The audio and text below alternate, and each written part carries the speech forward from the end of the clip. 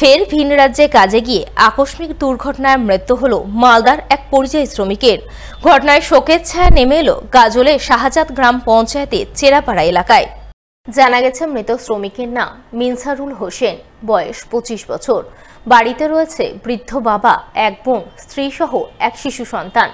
তাদের মুখ চেয়েই গত 1 মাস আগে মিনসারুল ভিন রাজ্যে চেন্নাইয়ে রাজমিস্ত্রির কাজে যান। সেই কাজ করার সময় গত শনিবার ইলেকট্রিক শক লেগে তার মর্মান্তিক মৃত্যু হয় বলে খবর।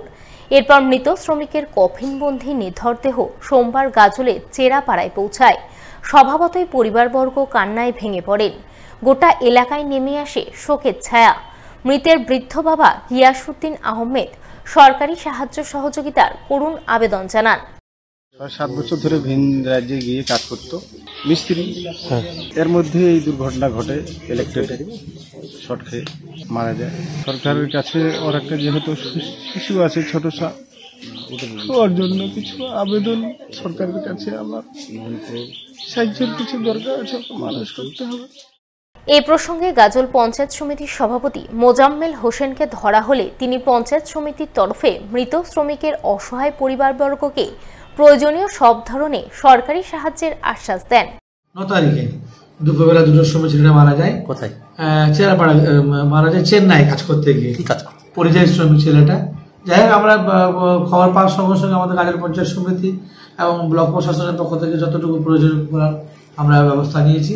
বিশেষ করে ছেলেটার অ্যাম্বুলেন্স থেকে শুরু করে যাবতীয় ব্যবস্থা আমি নিয়েছিলাম কলকাতাতে। আমরা আমাদের পঞ্চায়েত সমিতির পক্ষ থেকে যতটুকু প্রয়োজন এবং আমাদের দিদির সরকারের পক্ষ থেকে যা করা আমরা আশ্বাস দিয়েছি। আগামী দিনে আমরা এই পরিবারের পাশে আছি এবং থাকবো। ভোট ঘোষণার প্রাক্কালে বেআইনি আগ্নেয়াস্ত্র সহ এক দুষ্কৃতীকে গ্রেপ্তার করল মালদার রতুয়া থানার পুলিশ। ভোট ঘোষণার প্রাক্কালে বেআইনি আগ্নেয়াস্ত্র সহ এক দুষ্কৃতীকে গ্রেপ্তার করল মালদার রতুয়া থানার পুলিশ। পুলিশ সূত্রে জানা গেছে, ধৃত দুষ্কৃতীর নাম সুখেন দাস, বয়স 50 বছর, বাড়ি হরিশ্চন্দ্রপুর থানার পিপলা গ্রামে। রবিবার রাতে সে রতুয়া থানার পুলিশের নাকা চেকিংয়ে নাকাটি ব্রিজ এলাকায় ধরা পড়ে। তল্লাশিতে ধৃতের হেফাজত থেকে উদ্ধার হয় একটি পাইপ গান সহ 1 রাউন্ড কার্তুজ। প্রাথমিক তদন্তে পুলিশের অনুমান, ধৃত ব্যক্তি বিহার থেকে বেআইনি আগ্নেয়াস্ত্র এনে অন্য কোথাও পাচারের উদ্দেশ্যে নিয়ে যাচ্ছিল। তাই এই পাচার সঙ্গে আরও কেউ জড়িত রয়েছে কিনা তা দেখতে সোমবার ধৃতকে 7 দিনের পুলিশি হেফাজত চেয়ে পেশ করা হয় চাঁচল মহকুমা আদালতে।